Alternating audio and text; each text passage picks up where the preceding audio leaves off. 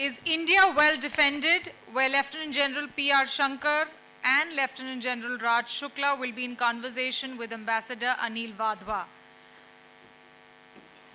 India has one of the largest armed forces in the world with a strong land, air and naval presence. We are also developing our own manufacturing capabilities, aiming for self-reliance. However, despite being ranked the fourth most powerful military in the world, according to the 2024 Global Firepower Index, India is far from becoming a military superpower like the US, Russia and China. What is missing? Lieutenant General P.R. Shankar, retired as the Director General of the Artillery in the Indian Army. He is presently a professor in the Aerospace Department of IIT Madras, a distinguished fellow of Center for Land Warfare Studies, CLAWS, and a member of Chennai Center of China Studies. He's also been a director of the L&T and ran his own YouTube channel called Gunner's Short. He takes keen interest in defense, technology, national, strategic, and China affairs. He's also involved in applied research on cutting-edge technologies. Lieutenant General Raj Shukla, Param Vishish Seva Medal, Yudh Seva Medal, and Sena Medal, is former Army commander with over 4 decades of distinguished service in the Indian Army across a wide range of operational, ideational, and training assignments. In these assignments, Lieutenant General Shukla made noteworthy contributions to the development of India's strategic military futures, technological innovation, professional military education, capacity building, operational poise, and civil-military fusion. A distinguished fellow at the CLAWS, Lieutenant General Shukla was also appointed to the Union Public Service Commission in 2022. The former army officers will be in conversation with Ambassador Anil Wadhwa, a member of the Indian Foreign Service from 1979 to 2017. He served as the Indian ambassador to Italy, Thailand, Oman, and Poland. As Secretary East in the Ministry of External Affairs of India, he oversaw relations with Southeast Asia, Gulf, and West Asia, Pacific, and Australasia. He has served as the Indian ambassador and permanent representative to FAO, IFAD, WFP, UNESCAP, and worked with the Organization for the Prohibition of Chemical Weapons. Ambassador Wadhwa is currently a distinguished fellow with the Vivekananda International Foundation, New Delhi. Let's welcome our distinguished panelists once again. And I request the gentleman to begin the session. Thank you very much. So, switching from art onto security of India and defense, it takes a lot of adjustment in the mind. But these are very important questions that India faces today. There's a large land border. Much of it is undemarcated, as we all know. And there's a very long coastline for India to defend as well. There's always this constant challenge about how to modernize, what to lay emphasis on, what is the equipment that you need, how to upgrade it from time to time, how to bring about reforms, most importantly, in our defense services. And going forward, what are the challenges? So today we have two excellent minds in this space who are going to talk to us about these issues. And I'm going to ask both of you some questions, but before I come to that, I would like to invite both of you to open up with some remarks and talk about the issues as you see them as far as defending India is concerned, and what are the challenges that you see India has and what should be done going forward. Let me start with General Shankar first, and then I'll come to you, General Shukla. Yes, sir. Thanks a lot, Ambassador. Once again, a very good evening to all of you. And it's been a pleasure being here at BLF yesterday and today. I must thank that young lady there. I must thank her for one very special reason, because she recognized my wife. And why? Because she was my previous co-commander's ADC's wife long back. And at that time, she had come home, and I had forgotten her and everything. She remembered my wife for whatever good she did to her. So both you ladies, great. Okay, we heard about art. Let me tell you, the military is all about being artistic, right? Someone creates, we destroy. And we destroy to get peace for the nation. Remember that. That's the word. The next question, and the theme of this talk is India well defended? Let me put it at the outset. The territorial integrity, sovereignty, and the safety of the nation has never been compromised by the Indian Armed Forces, except for 62. Right? To that extent, India has been very well defended. If the question is India well equipped, or the Indian Armed Forces, are they well equipped to be to make India the power it is supposed to be, from the Gulf of Aden to the Malacca Straits, then we have a long way to go. Now let me qualify this with a few issues. The Indian Armed Forces are so strong that I said from 1962 we've been undefeated. We've won all wars. Okay? Whether you talk of the 65, 71 or the Kargil operations. India's armed forces are a unique institution which created a nation in 14 days. It's never happened in the history of the world. Okay? And we've been successfully battling 3 insurgencies, Punjab, Kashmir and the Northeast, to keep the territorial integrity and sovereignty of India and its constitution at the top. Okay, and we also fought in this entire duration a proxy war very successfully. Can I have that slide?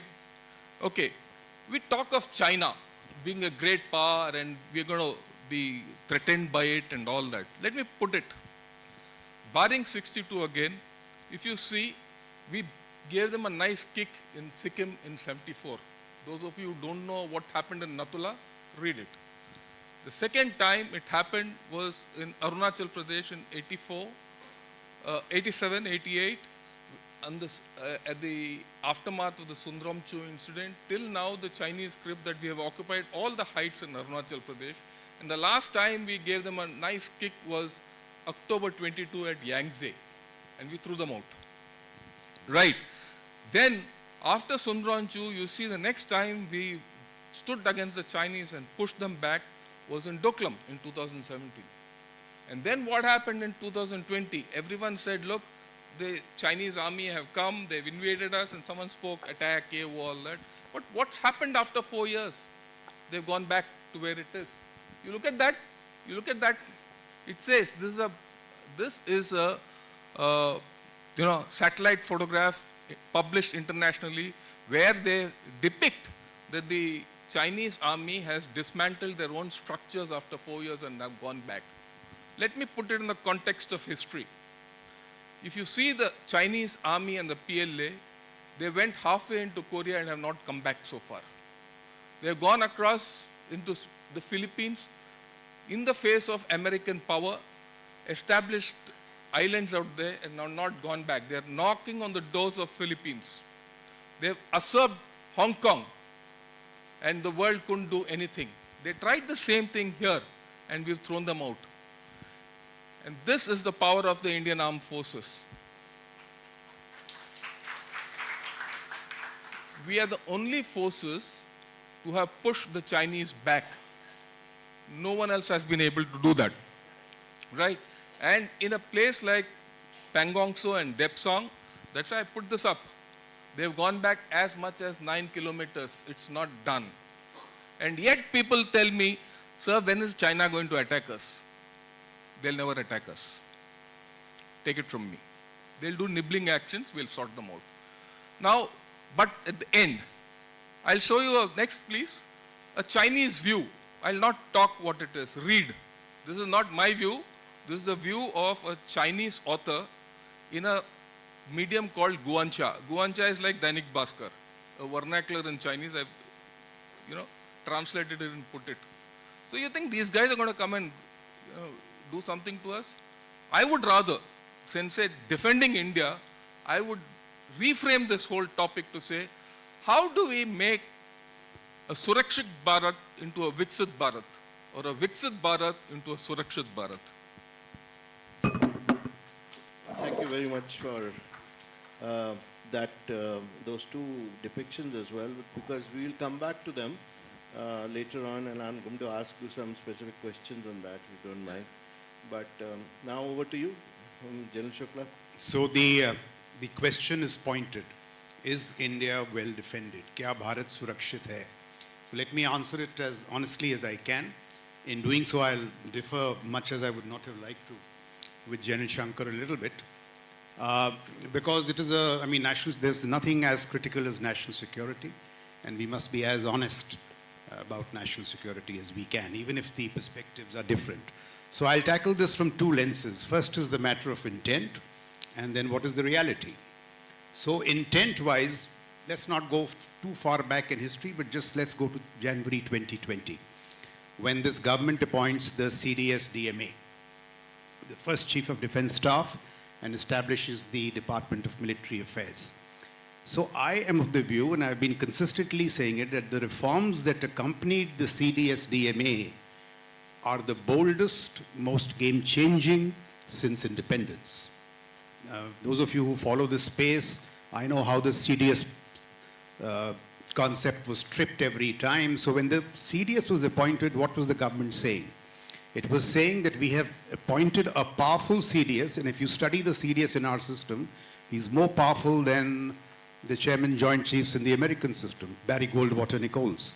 So the CDS was told, not directly, but I suppose the intent was that we've given you the power, we've given you the mandate, now drive change through the national security system.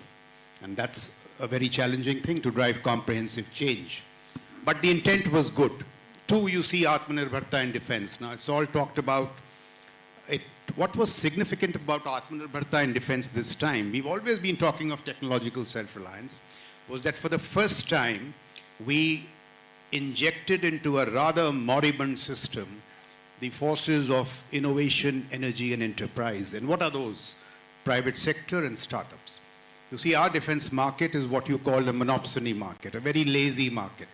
One buyer, the armed forces, monopoly sellers like the HAL, no competition, no choices. And you know what the consequences of this are. So let's go back. 62, we sent our troops into battle, ill-equipped, ill-clothed.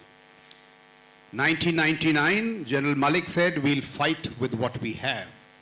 Now we are the 5th largest economy, going to be 3rd largest. Somebody said the 3rd most powerful in the Asian Power Index. We've entered the gymnasium of big power competition. Are we going to tell our troops that we will send you, our soldiers, sailors, and airmen, that we'll send you to war with the technology that you need and the combat capacities that you need to win?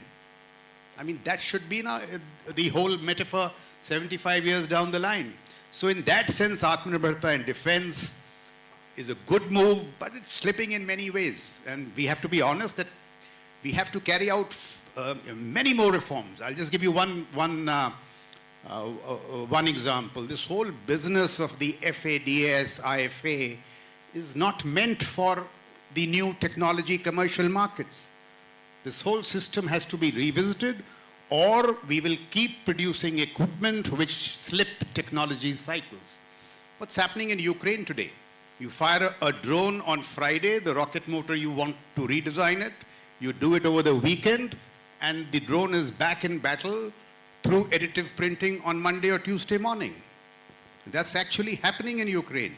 And to deliver on these things, you can't have this FADS lazy IFA system. And there are many such changes. This is no commentary on the IFA. This is just a commentary on how things have changed. So Atmanirbharta and defense, good. Tata Airbus challenging HAL. I'll give you one very good example. Look the talent that India has. There was an Indian startup called Bharat Semi. It got its first orders from the Indian Army, and then it got its orders through this ISET and Indus X and the IDEX system from US Space Command. US Space Command kisi pe meherbani nahi karega. It is sheer talent. So this is the talent we have, and I'm now paraphrasing the Prime Minister. He said that we need to release these forces of innovation, energy and enterprise from the scourge of process and procedure. Niyamo ka jal.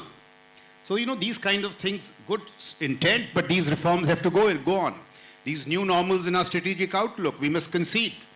Balakot made a difference. Kailash, I think what General Shankar was referring to, was made a difference.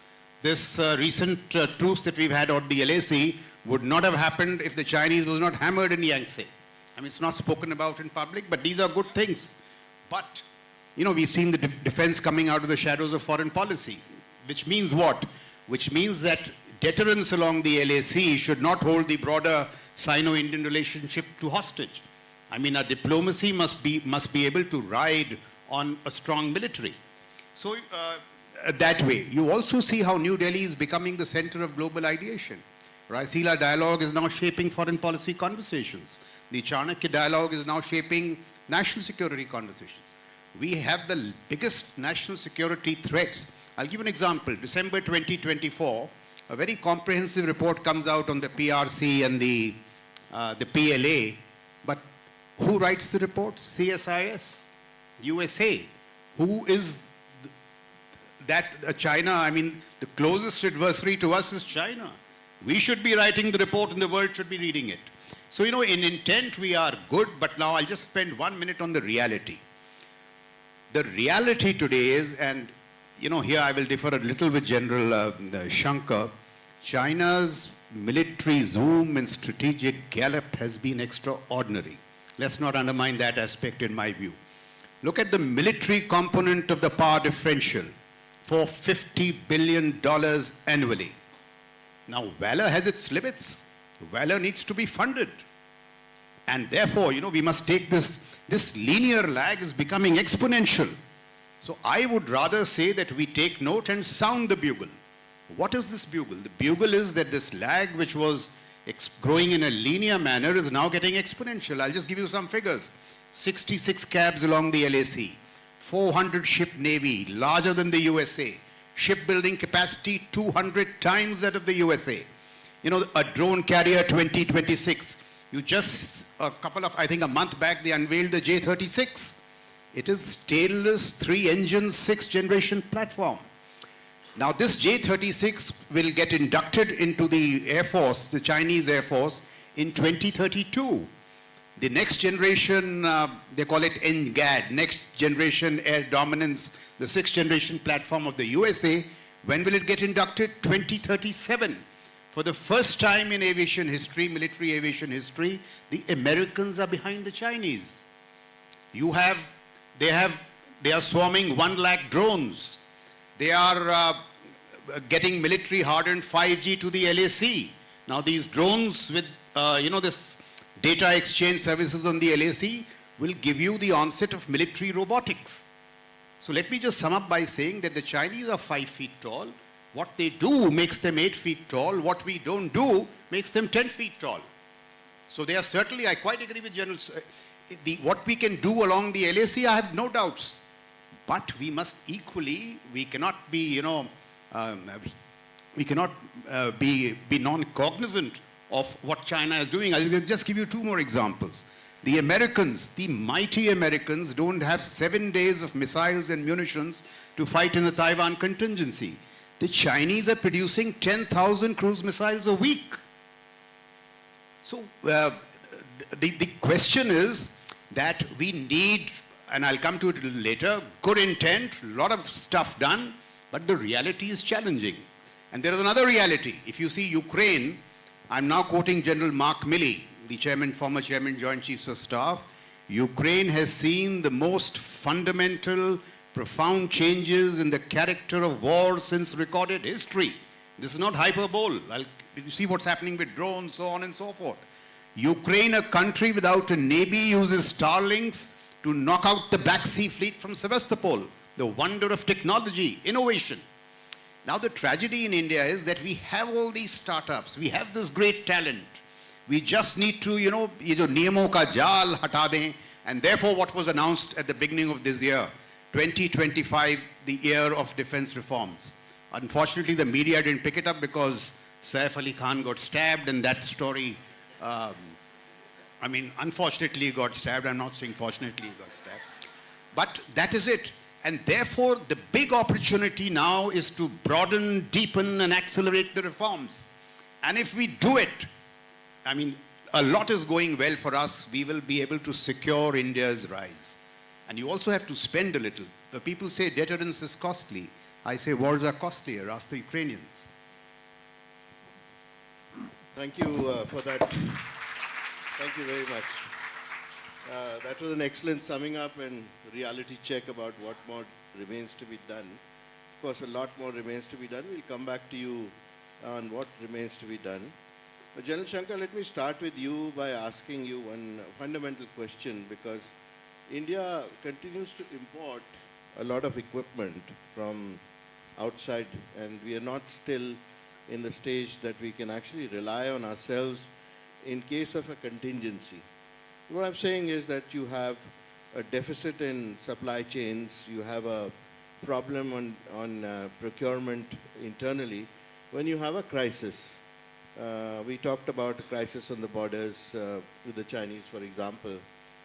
And when it comes to regulated supplies, we obviously start depending on our procurements from abroad and our imports, etc. A lot of steps have been taken over the last few years to mitigate that. But where are we with that, and what is your assessment about the current situation? Yeah, thanks a lot. This question and what Raj said, they synchronize. Are we there, or are there gaps in our defenses, and how fast we'll get there? I go with him. There are a lot of gaps in our defenses. Are we going to get there in the time and space which we should? We will, eventually. Don't have doubts about it. Are there gaps in the way we go about our technology? We have tremendous gaps. First gap we have is the gap of funding. Just to give you an idea, we had a budget coming out yesterday. If everyone has in the news has said, oh, defense budget has gone up from 6.12 lakh crores to 6.8 crores. What is it? It means nothing. You know why it means nothing? It still remains at 1.9% of your GDP. When was 1.9% defense expenditure in your GDP last done? In the 60s. When you lost the 62 war, you were spending 1.9% on your GDP. Today you want to be a power. If you want to be a power and to have all those Chinese dreams coming through the Indian method, you need money. That is not being put on the table. You don't have a Surakshit Bharat, you will not have a Viksit Bharat. And that is something which is inexplicable, despite all what Mrs. Neerja Chaudhary spoke of how PMs decide. It's completely beyond my thinking. Because if you are not able to project your power from the Gulf of Eden to the Strait of Malacca, we might be in trouble. That's one way of looking at it. There's another way of looking at it. I'm putting both. It's nice to say technology, all that. Just think what happened with Taliban versus Americans. Chappaldari Taliban, Americans out of Afghanistan. So wars are not fought on technology alone. Wars are a mixture of technology and this. Now coming to the point of what he said, do supply chain crisis, are we worried about it? Yes, we are worried about it. Are we worried that it is so dangerous to us? We've passed that point. Let me put it in figures. It was in 2015-16 when the surgical strikes happened, Balakot. There was a situation which was developing where we didn't have ammunition. We could have gone, it could have escalated into something more. And at that time, we had a slight problem of ammunition. So we said, look, if something happens against Pakistan, do we have enough ammunition? Because that's the criticality. If you have ammunition, the rest everything falls in place. When we took a stock, we realized we had. By 2017, when Bipin Rawat, late Bipin Rawat, my good friend, he one day called me, I had retired, he said, "Sir, what is this thing which you put in place for ammunition?" I said, "Bipin, just count this, this and this. If you are over the hill there, you can go ahead." And he did what he had to do in Doklam, because till then no one had challenged the Chinese and stopped them in their tracks. You couldn't do that if you didn't have ammunition. Come 2020, we didn't go to Russia for ammunition. I know for sure, 2014, 15, 16, some of our additional secretaries used to keep loafing around Russia, कि भाई हमें ammunition दे दो. Today, we are almost self-sufficient on this figure. You see Russia, what's happening, they're buying ammunition from Ukraine and Pakistan, not Ukraine, sorry, from North Korea. And Ukraine is buying it from Pakistan. Let me assure you, we will not get into that problem. So that issue is that there are gaps, but it is not at the cost of our fundamental security. Like I said in the beginning, the gaps are to make us a regional power, the third largest economy with the third largest armed force. That's what I'm looking at. And that's what you have to infer from what Raj Shukla has said, the gaps at which on technology we are. Yes, sir. Thank you. So there are gaps, but you are reassuring us that things are getting better.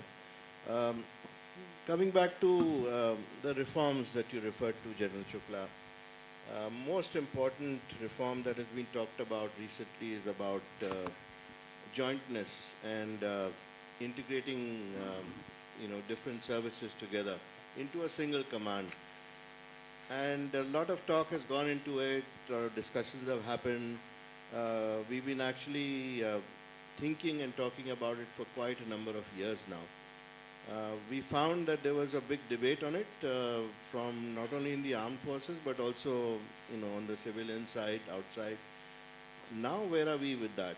Because when we talk about integrated theater command and we talk about jointness, what do you see as the benefit from this and how should it be implemented basically?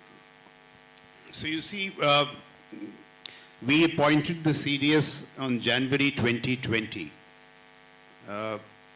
This appointment, if you draw a parallel in the American system, it is the permanent chairman, Joint Chiefs of Staff. The permanent chairman, Joint Chiefs of Staff was appointed by the Americans in 1949. So I'm just pointing to you the direction that we have to travel. So what is that direction? You have to first do theaterization, integrate theater commands. That might happen this year. So that's a good sign. But we have to travel a long distance. Gulf War I, what the Americans achieved was mere network centricity. We are not there. We have not unlocked our data. Theater commands is a concept of the 1980s. We need digital theaters today. Through integration, they achieved in Gulf War II, when a tank commander could call for the fire of an F-16 directly. We are not there.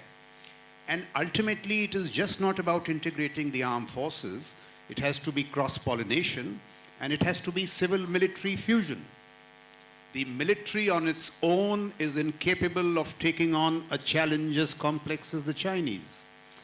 It has to be civil-military fusion. Now, what do I mean by civil-military fusion? Who is driving AI in Pentagon? It's not a civil servant, it's not a soldier, it's Craig Martel, somebody who was doing machine learning for lift. The IPACOM commander has Juliana Moore. She's an innovationist who advises him on innovation. Now, these are the global metrics. So what must primarily happen is that our debates on national security must deepen. Very respectfully, they are shallow. And why are they shallow? Because we don't have enough civilian minds coming into national security. National security today is a game of cutting-edge talent. Who's driving it in Ukraine? Elon Musk, Alex Carr. US Spacecom today is partnering not with NASA, not with Boeing, not with Lockheed, but with Elon Musk. He's driven them out of competition. So the game is changing. Theaterization will be just one part of the argument. Then you have to travel this whole way. I'll give you just two more examples. If the debates are not deep, what happens? Look at space. Now space, we are a pretty established power in space. But what if I tell you that what ISRO does is space exploration? It has nothing to do with capacities in commercial space and far less in military space. In military space, unless you have a very strong satellite system in the LEO orbit, you are nowhere. What happened in Ukraine? I think there is a startup called Capella or something, Capella.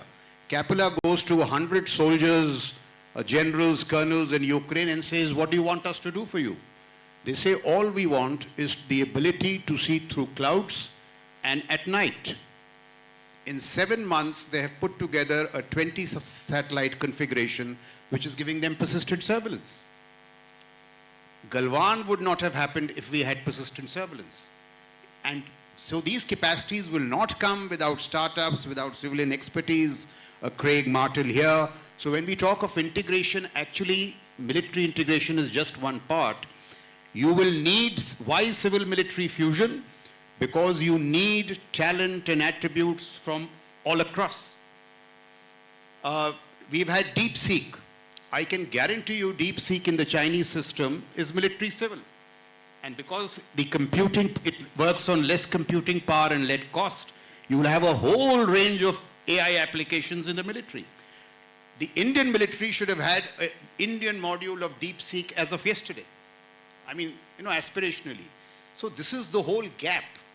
And therefore, I would strongly urge, I now see, the good thing is I see the national security debate democratizing. When it is in Delhi, I'm afraid it is very status quoist. But when it moves to the smaller towns and these universities, onto these social media platforms, the questioning is deeper. And therefore, that needs to be done. And if we do that, we will move on. We need to move fast on this. What Raj has said is very significant. Ladies and gentlemen, unless we start thinking differently in terms of technology, we will be out of the race nationally, internationally.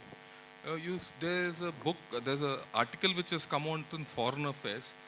The title of the article is Private Firms at the Frontiers of War. And which are these private firms which are at the frontiers of war? These are SpaceX, Microsoft,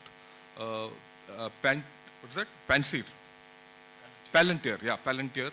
And these are the ones. And AWS, Amazon Web Services. You see that they're actually playing a real role in how wars are fought today. The problem in India today is this, that gap between the military and the latest technologies and the civil-military fusion which he spoke is not happening. Let me be very honest with it, right? And we need it to happen if we have to become a power. And why I'm saying you this, others can talk theoretically about it. I'm a guy who's committed to it. For 7 years after leaving the army, instead of playing with my grandson on my knee, I'm working with young minds in IIT to bridge this gap. And I see the walls which I have to break. And it's very difficult. But at the same time, do we lack this technology? No, we don't. The same guys, my students go to NASA, they go to Microsoft, and they go to all other places and make the same technology for them. Why don't they do it here? And that's a question which, our government has to answer.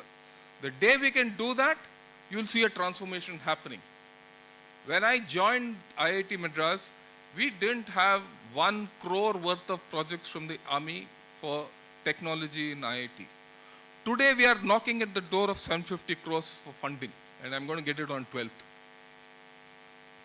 That's the kind of expansion which is happening, when you say, but there's a long way to go. This is just one IIT. You need it to happen in 21 IITs which are happening, and another 42 NITs and second-tier colleges which are happening. It has to be a national movement. That's the thing which we need to think, and that's what I thought I'll put it across in this forum. Can I just make one quick point, sir? I just want to reinforce what General Shankar has said. You know, I've been dealing with startups. Amazing talent. वो बेचारों को बस orders, you know, all that those startups need is orders, orders, orders, and see what they will do. I'll make just two more points. The same Foreign Affairs, there's an article on total war by Marina somebody, I forget her surname. It resonated with me. I said, why did I not write this article? Now we need civilian professionals who write like this and push the military to do better. No military has ever reformed on its own. It's been pushed by civilians. The gentleman in India who advocated the CDS first was not a military officer. It was K. Subramaniam, the father of the current External Affairs Minister. Just one last point. Look what we can do if we wish to do it. 2003 to 2007, America leads in 60 out of 65 critical and emerging technologies, AI, robotics, whatever. I'm now quoting the ASPE Critical Technology Tracker. It's not my. And then China launches the 1,000 Talents Plan, Diaspora Strategy, 2019 to 2023, 57 out of 65 technologies China leads. What dramatic inversion in technology leadership. Now, what's the good news? In the same ASPE, India is number 3, a distant third, but number 3. Can we not pick 10 technologies and their subsets with, you know, which lie at the cusp of civil-military fusion, pick up IITs, give them funds, 10 साल में क्या हम नहीं हो जाएंगे? बिल्कुल हो जाएंगे. We are just not doing it. So we really need to expand the debate, you know, the vistas of our thinking. And if we do it, we'll do exactly what the Chinese did. So civil-military fusion and infusion of technology, very essential for modernization of our armed forces. I'd like to talk a little bit about cyber security with you, General Shankar, because that's emerged as a very big challenge. And the two countries which are engaged in offensive cyber warfare are China and North Korea. We can, because they concentrate on those kind of programs, and they have been doing so for a long period of time. And it's a very well thought out strategy when others were thinking about defensive strategies, perhaps. How far does it affect our own armed forces, our own equipment, and what should we do to counter it? Yeah, that's a very good question, sir. At first, like he said, our networks are lagging way behind. Right? What little networks we have are completely, you know, siloed from the civilian networks. To that extent, you are quite cyber-proof. Your military networks, which are there, can't be attacked really. What really get attacked are the civilian networks, like the AIMS attack and, you know, that Bombay what happened and things. It's more of a matter of, at this point of time, national security than defense security. At this point of time.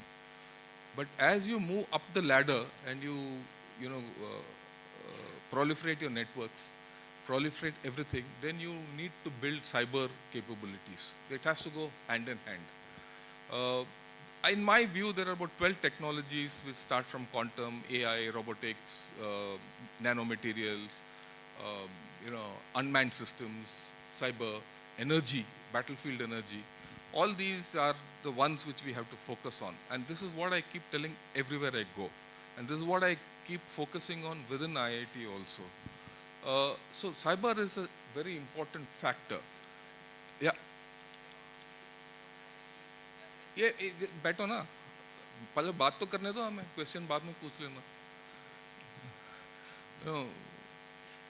So we have to work on it. At this point of time, militarily, it's not a big threat, right? But the threat is coming. Thank you. So this will be our last question to you, General Shukla, and then we'll open it up for the questions from the audience. I'm talking about infrastructure now, basically on the border, because we have a long, undemarcated border, especially with the Chinese side. Then we have a border issue with Pakistan. Very soon, perhaps the border with Bangladesh might also become important if things continue the way they are. And in order to be able to man the border properly, we haven't actually invested a lot in infrastructure on the border, which we are doing, I know, over the last few years.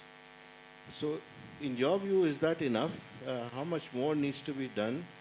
And then again, to counter all these threats, is there a need to also add more manpower, especially to the army? So, over the last 10 years, we developed two myths. One was the myth of short, swift war. Now, this myth is entirely an army-developed myth. I don't know who said that the wars will be short and swift. So we were told in all our war gaming that wars will be short and swift, so plan for 7 days. Now, I don't know what the basis was. Look at the reality.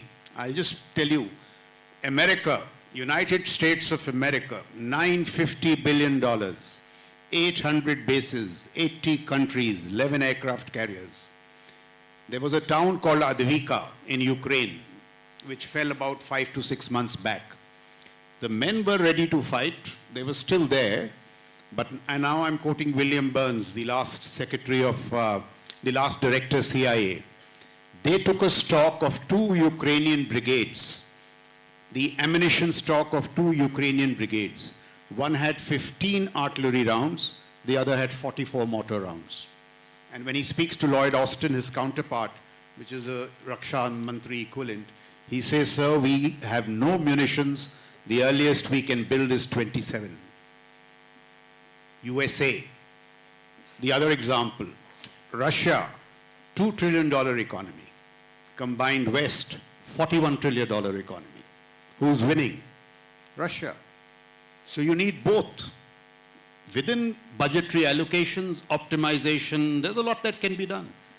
And the other is you need money. Now, I have written a piece recently which argues for an increase in defense budget, 0.5, it's not happening, I know, but leveling out somewhere at 3.5, you will create $500 billion for the CDS Raksha Mantri over 8 years, when the annual lag is $450 billion for the Chinese. The problem with our economic statecraft is that national security is an afterthought. National security must be woven into the economic statecraft. And we have to find these monies. If you don't, 62, our economy was almost that of the Americans. Per capita income, we were better. But we took that tragic decision, see what happened to our economy. So it is all these debates that need to be deepened. Now, within resources, infra is coming. But as you said, may I just point out, look at our growing challenges. Now we have done operational rebalancing towards China. It's now in the public domain, so I can talk about it. I mean, all that had to be rebalanced has been rebalanced. So troops, mech, armor, logistics has been done. Infra has been moved ahead. In my view, all that we need is these technologies. And these technologies are available with those startups. You give them the orders, you can get fail-proof deterrence along the LAC. Those weaknesses are not there. Having done that now, we look at strategic deterrence. Look, where are our weaknesses? Stealth-enabled defensive firepower. J-36 will have a radius of 3,000 kilometers. India, Southeast East Asia, Guam, with refueling Alaska.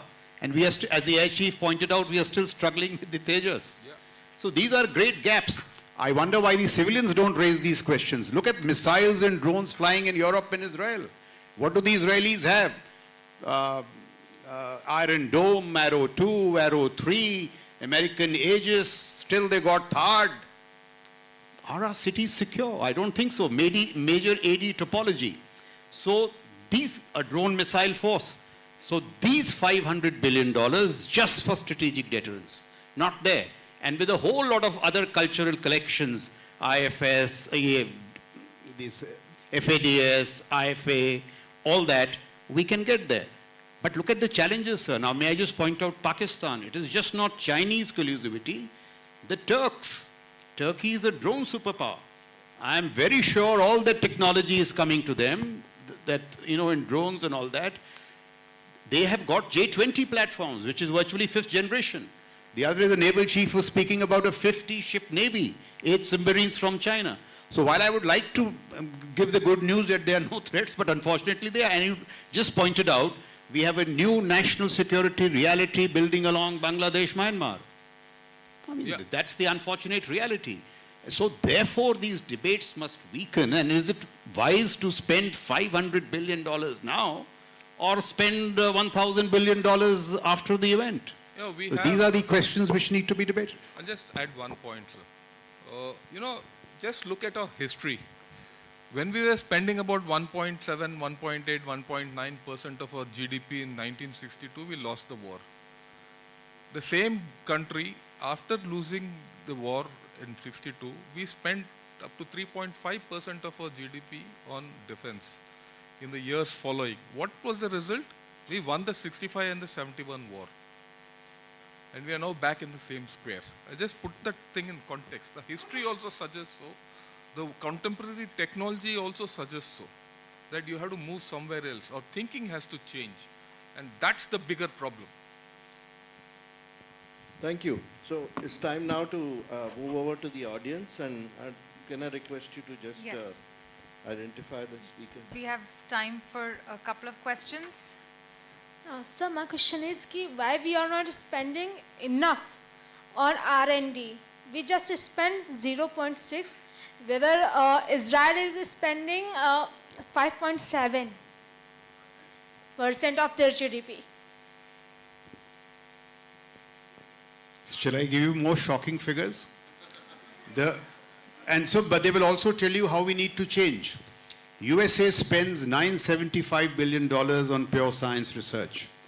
I'm quoting Dr. Panchanathan now, who's an Indian American, heading the American Science Foundation. So he's not a military guy. Look at what he says. A civilian heading the American Science Foundation says, we are the offensive arm of Pentagon. Without us, Pentagon is mere defense. Civil military fusion. यहाँ आप लोग आवाज ही नहीं उठाते. You must question.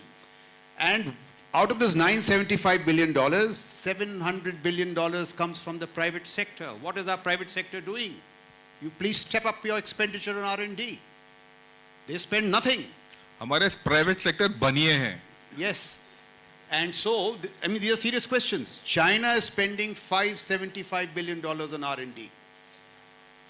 Yeah, I tweeted because I got a figure of $2 billion. So somebody said, no, it's not right. All right, $40 billion.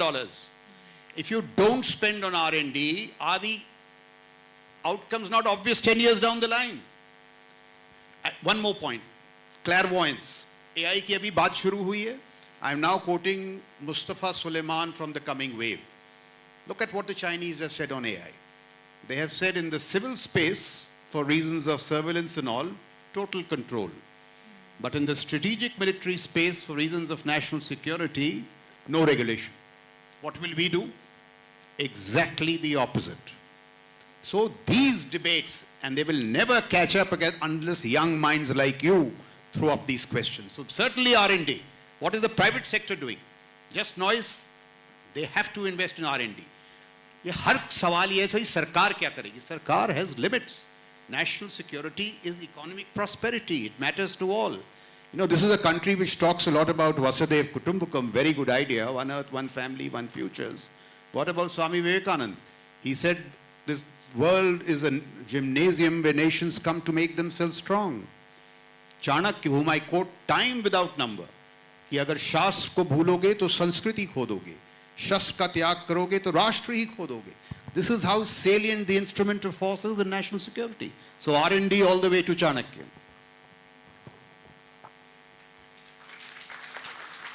Thank you, sir, for a wonderful, insightful session.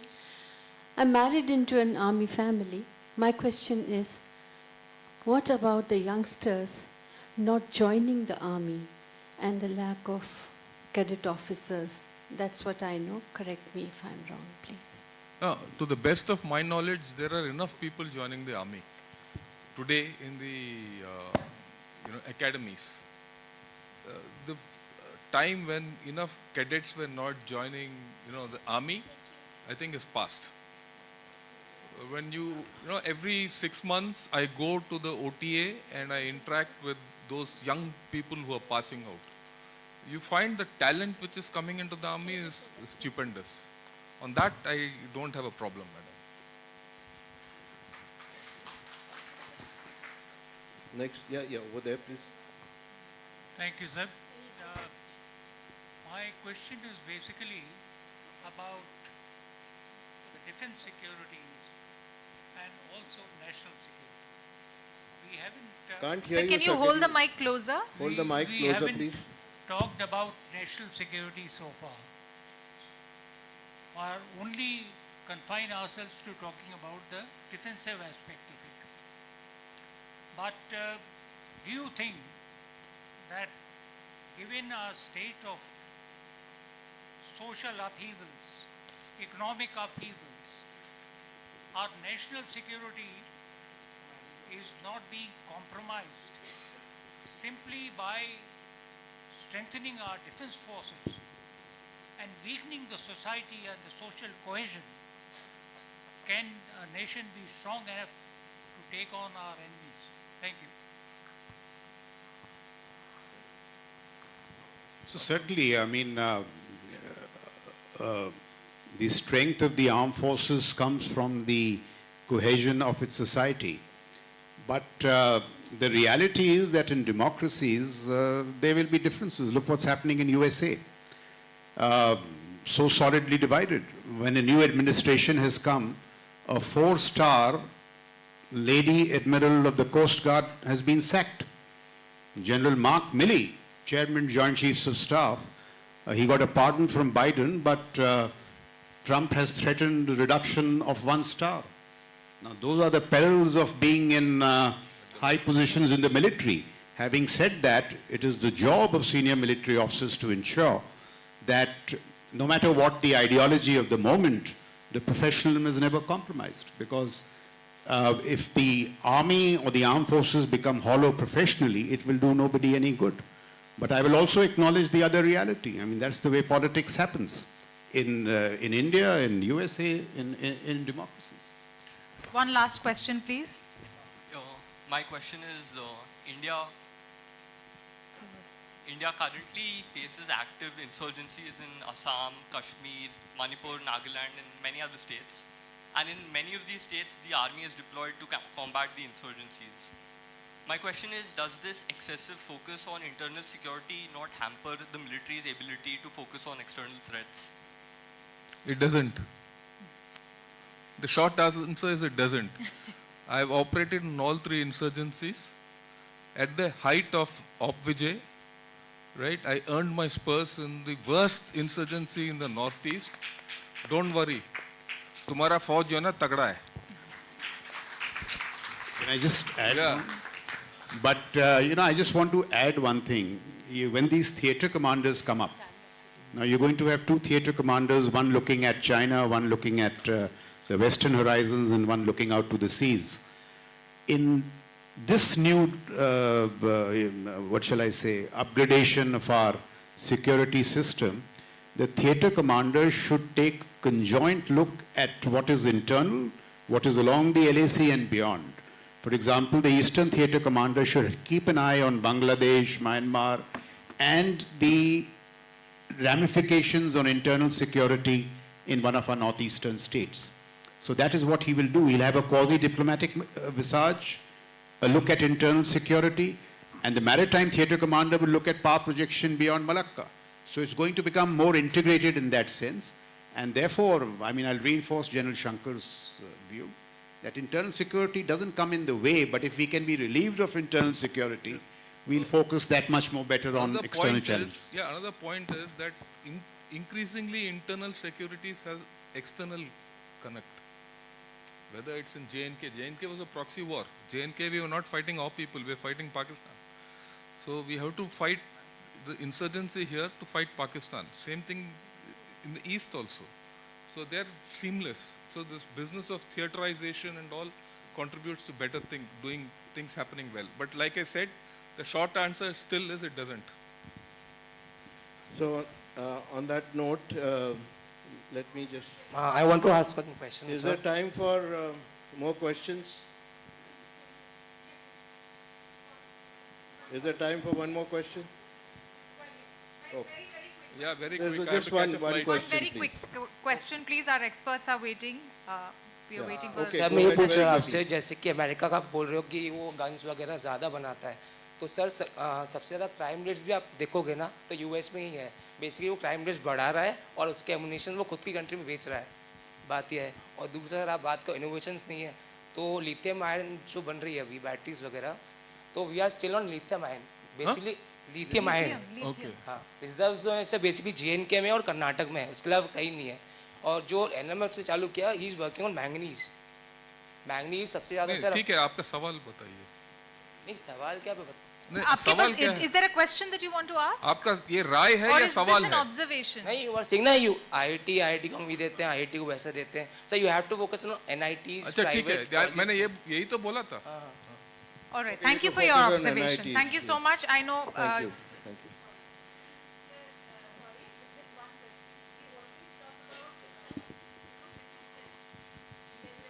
Country, we follow Panchsheel and we do not believe in violence, है ना? But don't you think it's time when we have to be a little aggressive and offensive as far as our territories in Kashmir have been occupied, and we call it Pak-occupied Kashmir? Don't you think that we have to move on and to be more assertive rather than being defensive all the time? Madam, we have never been defensive. Let me be very clear about it. Offensive doesn't mean you go into Pakistan. You have to face a reality with the Pakistan case. That's a nuclear nation, right? And we can't do many things. We have been doing many things. And that's one. Number two, you at the point of time when we were defensive, we were a nation which were not prepared to be offensive. It's no more. When I was young, the narrative was Pakistan will carry an offensive into our territory. Today it is Pakistan which is on the defensive. Right? So don't worry about it. And Pakistan today is heavily on the defensive over a period of time. It is now looking inward completely. Where is Pakistan looking today after 20 years? It is looking west. Okay. No, madam. Wars don't, things don't happen overnight. There is a word called strategic patience. You need to have strategic patience to turn things around. That is why if you see today, G20 events were happening in Kashmir, and where in Pak-occupied Kashmir there were strikes and all that. And they were saying, army hatao and things like that. Things are changing. These things don't happen overnight. They take time. The members of the audience can hate me. I will have to live with it. However, we are really running behind schedule. Thank you so much, Thank you gentlemen. very much, and thanks a lot to General Shankar, General Shukla for a fascinating session. Thank you. A very provocative session indeed. And I would request Mr. Raghav Chandra, the founder director of the Bhopal Lit Fest, to present the BLF Memento, BLF 2025 Memento to our distinguished panelists.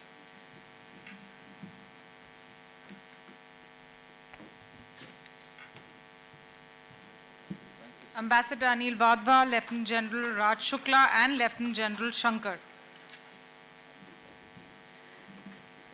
Please show some more enthusiasm. Thank you.